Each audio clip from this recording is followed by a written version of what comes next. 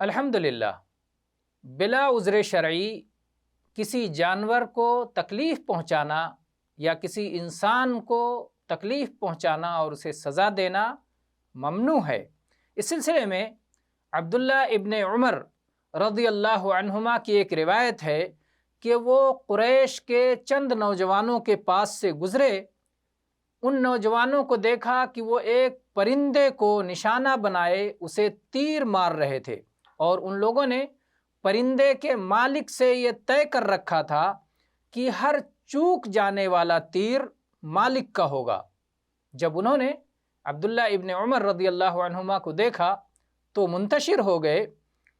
عبداللہ ابن عمر رضی اللہ عنہ نے پوچھا کہ کس نے ایسا کیا ہے، اور پھر نبی کریم صلی اللہ علیہ وسلم کی حدیث سنائی کہ آپ نے ان لوگوں پر لعنت فرمائی ہے جو کسی ذی روح جانور کو، زندہ جانور کو نشانہ بناتے ہیں۔